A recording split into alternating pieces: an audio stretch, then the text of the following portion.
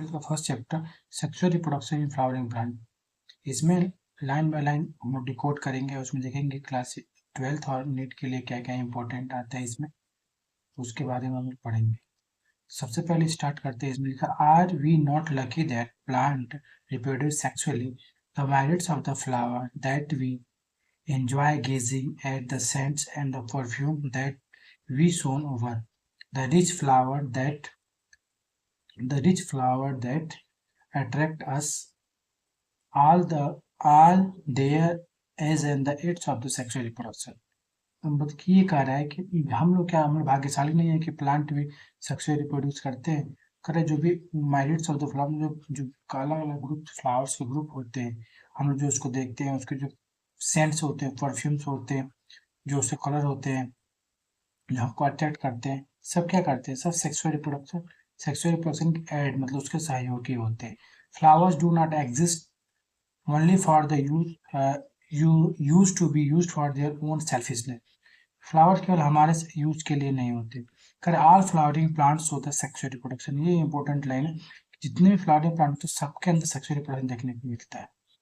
A look at the diversity of the structure of the inflorescence, flowers and the floral part, shown an amazing range of adaptation to ensure formation of the end product of the sexual reproduction, the fruit and seed।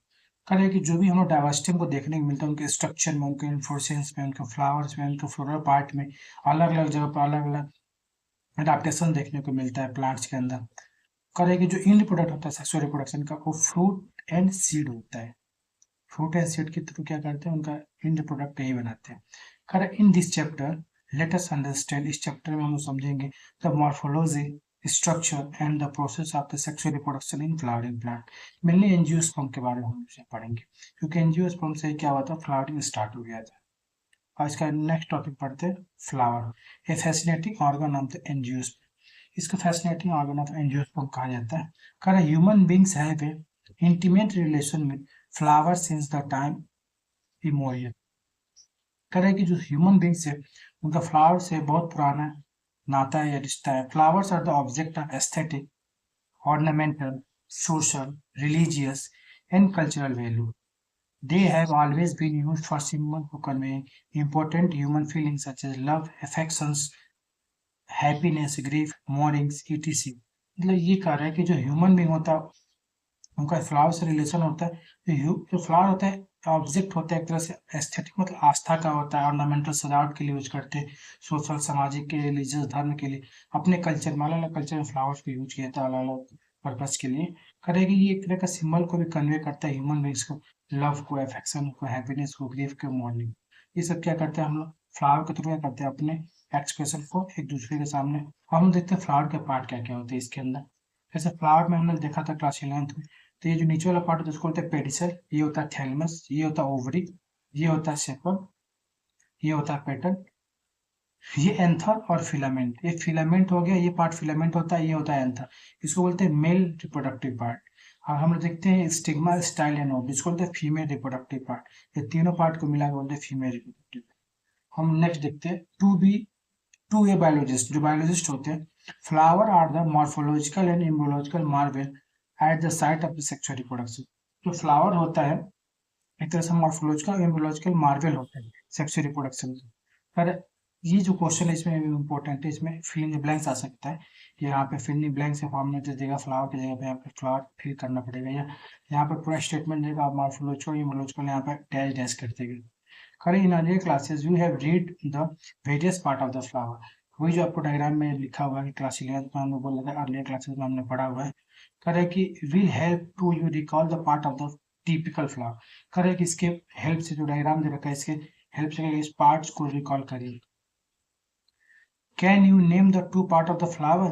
क्या दो part of flower के दो parts को बता सकते हैं। Which is the two most important unit of sexual reproduction. वही जो दो पार्ट बता रखा था, इसको बोलते हैं male reproductive part and female reproductive part. इसमें आता है जिसमें फिलामेंट एंड एंथर आता है, और इसके अंदर आता है स्टिग्मा, स्टाइल एंड ओवरी आते हैं। हम लोग नेक्स्ट देखते हैं प्री फर्टिलाइजेशन स्ट्रक्चर। प्री मतलब कि फर्टिलाइजेशन से पहले होता है पोस्ट फर्टिलाइजेशन, फर्टिलाइजेशन के बाद। तो हमको तीन टॉपिक पढ़ने को मिलेगा, प्री फर्टिलाइजेशन, फिर डबल फर्टिलाइजेशन, फिर पोस्ट फर्टिलाइजेशन। तो इसमें लिखा है pre fertilization structure. Free fertilization structure में देखते हैं इसमें करें कि much before the actual flower seen, यहाँ पे देखते हैं हम लोग much before the actual flower in the is seen on the plant, the decision that the plant is going to flower has takes place. करें कि हम लोग क्या करते हैं, एक्चुअल फ्लावर को देखते हैं किसी प्लांट को, तो हमको पता चलता है कि इसके अंदर क्या फ्लावर आया हुआ है। करें several hormonal and structural changes are initiated, ये होता है, ये तो पॉइंट दे रखा है, ये पॉइंट बहुत इंपॉर्टेंट है, ये वाला, ये जो दे रखा है कि सेवरल, एक मिनट, ये जो पॉइंट दे रखा है सेवरल हार्मोनल वाला,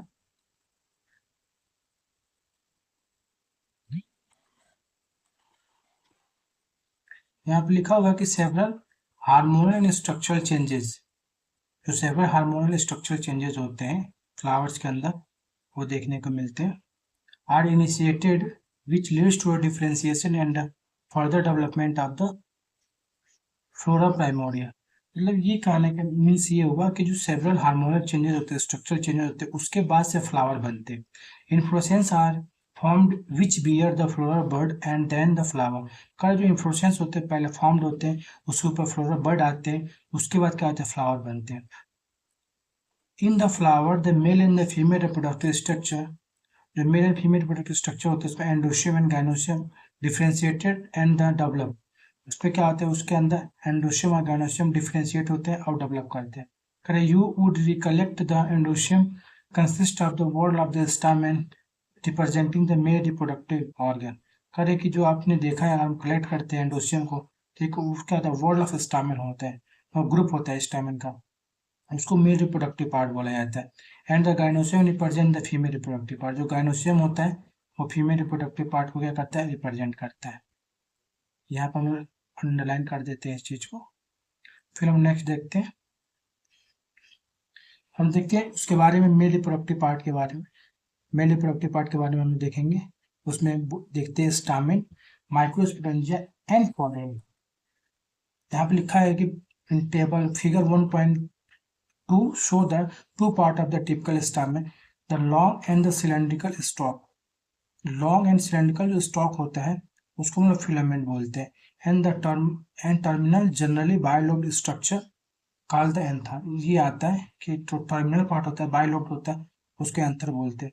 करें the proximal end of the filament is attach to the thalamus.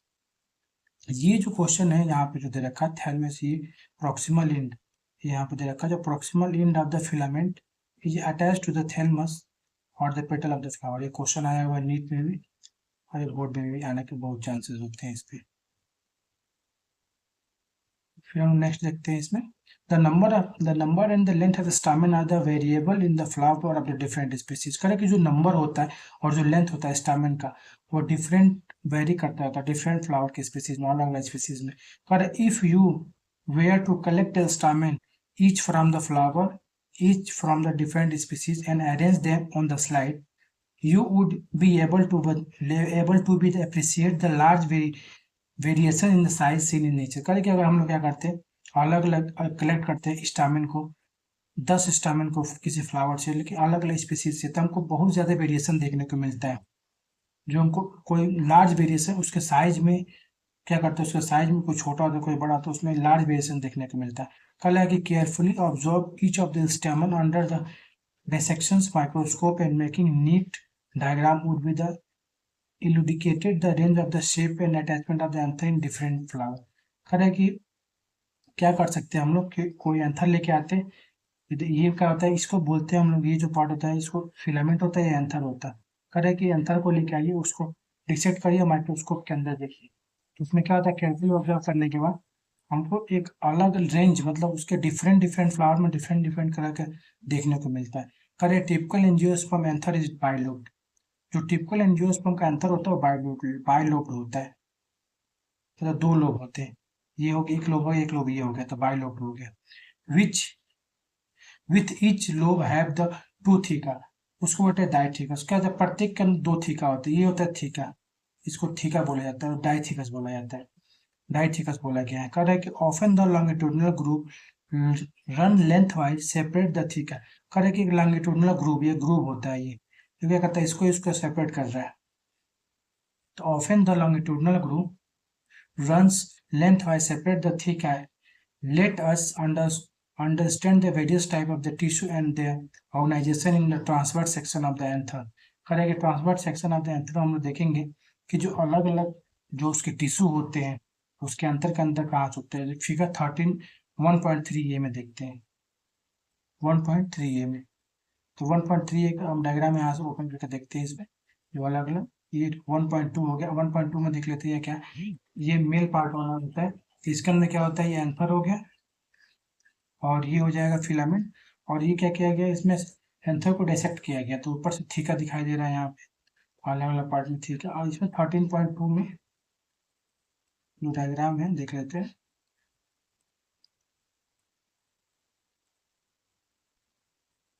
जिसमें बोल रखा था bilobe nature of the anther is the very distinct in the transverse section of the anther. The anther is a four-sided tetragonal structure consist of the four microsporangium located at the corner of the each lobe.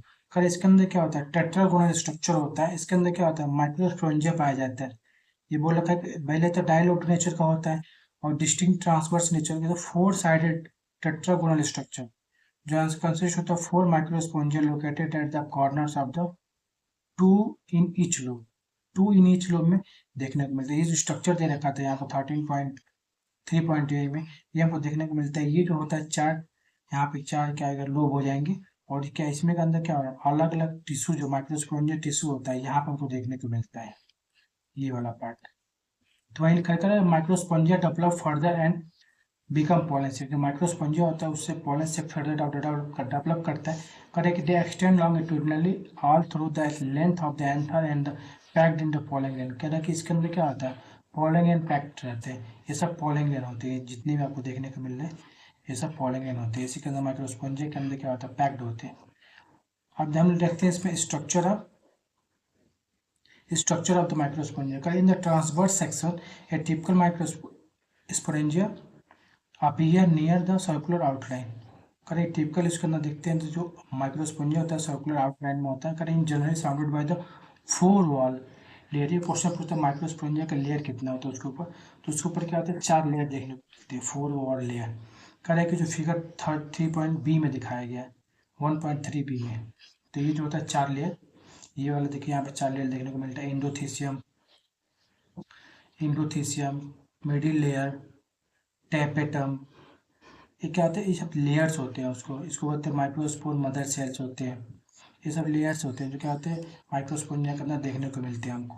तो वही बोल रखा है कि उसके चारों layers का नाम लिखा हुआ है। ये लेयर्स का नाम आते हैं लिखा है epidermis endothecium middle layer tapetum. ये चार लेयर्स होते हैं। करें the outer three layers perform the function of protection and help in the distance of the anther to release the pollen. ये इंपॉर्टेंट है ये लाइन। इसमें बोल रखा है कि जो आउटर थ्री होते हैं बोल रखा है कि जो outer three wall layer perform the function तो फंक्शन परफॉर्म करता है protection help in the distance of the anther to release the pollen grain. करें कि जो आउटर जो थ्री लेयर्स होते हैं वो क्या करते हैं वो प्रोटेक्शन काज करते हैं प्रोटेक्शन में हेल्प करते हैं और डेसेंस मतलब एंथर को निकलने में हेल्प करते हैं।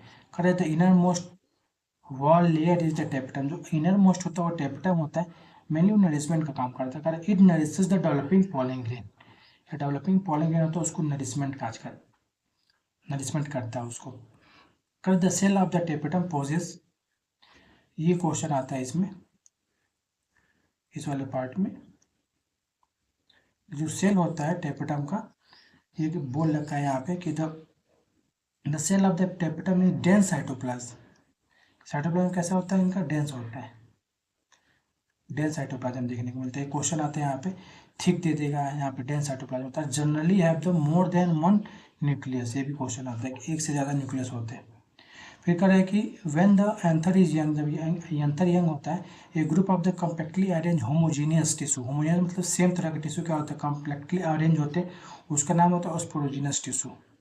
उसका नाम होता है स्पोरोजीनस टिश्यू। तो क्या सेम तरह के टिश्यू आपस में क्या होता है कम्प्लेक्टली अरेंज होते हैं। Occur the centre of the microsporangium के बीच में पाया जाता है। और वही माइक्रोस्पोरेंजियम क्या करता है आगे जाकर माइक्रोस्पोरोजेनेसिस करता है उसी के अंदर माइक्रोस्पोर्स बनते हैं मतलब पॉलन बनते हैं। तो यहाँ पर हम देखते हैं माइक्रोस्पोरोजेनेसिस क्या होता है।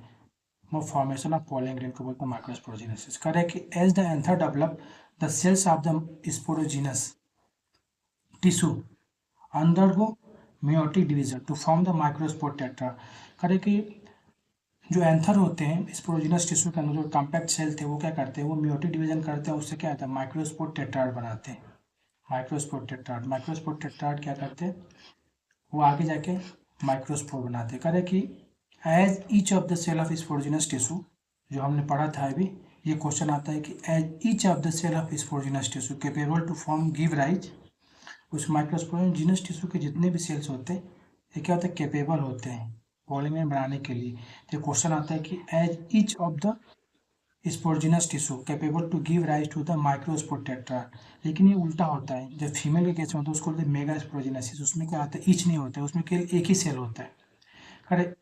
करे each of the potential pollen बोलते हैं या पोलन मदर सेल बोलते हैं। तो ये क्वेश्चन ये भी आता है कि एमएमसी का दूसरा नाम क्या होता है, एमएमसी का दूसरा नाम होता है पोटेंशियल पोलन सेल बोला जाता है। The process of formation of microspore from the pollen grain mother cell through the meiosis called microsporogenesis. तो माइक्रोस्पोरोजेनेसिस क्या होता है कि शॉर्ट में पूछ सकता है कि माइक्रोस्पोरोजेनेसिस क्या होता है। तो यहाँ से हम लिख सकते हैं कि each cell of the potential pollen या microspore mother cell, the process of formation of microspore from the microspore mother cell through the meiosis is called the microsporogenesis. मतलब ये शॉर्ट में क्वेश्चन आ सकता है कि माइक्रोस्पोरोजेनेसिस क्या होता है, तो इतना हम लिख सकते हैं। करें कि the microscope as they are the form, करें माइक्रोस्पोर जो फॉर्म होते हैं are arrange in the clusters of the 4 group. हो क्या होता है, 4 ग्रुप के क्लस्टर्स में क्या होता है, अरेंज होते हैं। 4 ग्रुप के क्लस्टर में क्या होते हैं, अरेंज होते हैं। करें कि एज द एंथर, उसको बोला जाता है माइक्रोस्पोर टेट्राड बोला जाता है, 4 के ग्रुप में होते हैं। अभी हम आगे देखेंगे माइक्रोस्पोर टेट्राड का स्ट्रक्चर क्या होता है। करें कि as the mature and dehydrated कर, ये देखिए क्वेश्चन यहाँ पे आता है कि लिख देगा यहाँ पे कि एंथर डैश दे देगा एंड लिखे डिहाइड्रेट लिख देगा, यहाँ पे लिख देगा हाइड्रेट लिख देगा, पूछेगा करेक्ट है या सही है या रॉन्ग है, ऐसा पूछता है। करे कि the microspore dissociate from each of the other develop into the pollen grain. करे इसी से क्या होता है कि ये जो माइक्रोस्पोर होते हैं इसी से क्या होता है, पॉलिन ग्रेन डेवलप होते हैं। इसमें बोला कि inside the each microsporangium several thousands of microspore या पॉलन ग्रेन उनको बोलते हैं, फॉर्म होते हैं। थाउजेंड्स ऑफ द क्या होते हैं, उसी के अंदर क्या होते हैं, ये जो होते हैं ये सब पॉलन ग्रेन ही होते हैं, जिसके अंदर तो थाउजेंड्स में नंबर में बनते हैं, मतलब बहुत सारे नंबर में बनते हैं। And form and releases with the dehiscence of the anther. जब एंथर मैच्योर हो जाता है फिर डेसेंस मतलब वहाँ से टूट जाते हैं, वो बाहर निकल जाते हैं वहाँ से। ये जो डायग्राम दे रखा है सब पॉलन ग्रेन है, ये सब माइक्रोस्पोरेंजियम के अंदर प्रेजेंट है, टूट जाते हैं। अब हम देखते हैं पॉलन ग्रेन के बारे में, उसकी प्रॉपर्टी पढ़ते हैं। पॉलन ग्रेन क्या आता है, correct the pollen grain represent the mail gametophyte. ये क्वेश्चन आता है कि मेल गेमेटोफाइट क्या होता है, तो इसको हम लोग बोलेंगे पॉलन ग्रेन को बोलते हैं mail gametophyte. If you touch the open anther of hibiscus, मतलब हिबिस्कस जो प्लांट होता है, जो गुड़हल बोलता है, उसके अगर उसके ओपन जब होता है जिसको टच करते हैं any other flower, you would be find deposition of the yellowish powder of the pollen grain on the finger. तो हमको पीले कलर का एक पाउडर क्या होता है हमारे फिंगर पे लग जाता है।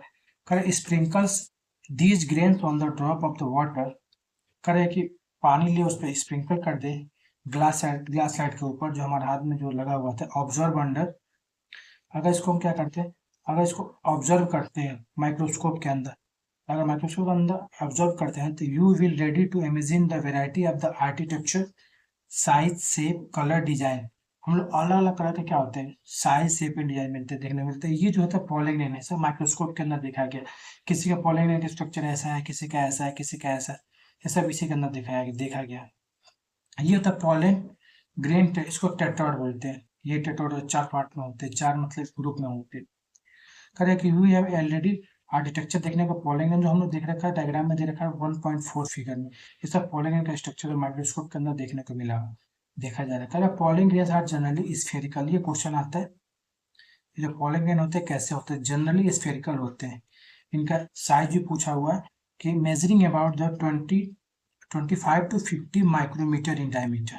ये इंपॉर्टेंट क्वेश्चन है कि पॉलन ग्रेन जो होते हैं, यहाँ पे ओवल दे देगा तो ओवल गलत होगा, स्फेरिकल ही होता है वो। जनरली स्फेरिकल होता है और उसका डायमीटर देखा जाता है 25 to 50 माइक्रोमीटर डायमीटर होता है। It has the prominent two layer, हाँ ये होता है कि उसके ऊपर कितने लेयर पाए जाते हैं, तो 2 लेयर्स पाए जाते हैं। जो हार्ड आउटर लेयर उसको बोलते हैं एक्साइन, जो एक्साइन होता है वो हार्ड होता है, आउटर लेयर होता है। ये मिल के बना होता है, केमिकल होता है, बहुत स्ट्रांग होता है, जो किसी की एसिड से भी नहीं गल सकता, किसी टेम्परेचर पे भी नहीं खत्म होता है। करें made up of the hard, made up of the sporopollenin, इसको स्पोरोपोलिन से मिलकर बना होता है, ये बहुत इंपॉर्टेंट है। करें which is the one of the most resistant, हाँ ये इंपॉर्टेंट हो गया कि क्या होता है, मोस्ट रेजिस्टेंस ऑर्गेनिक होता है।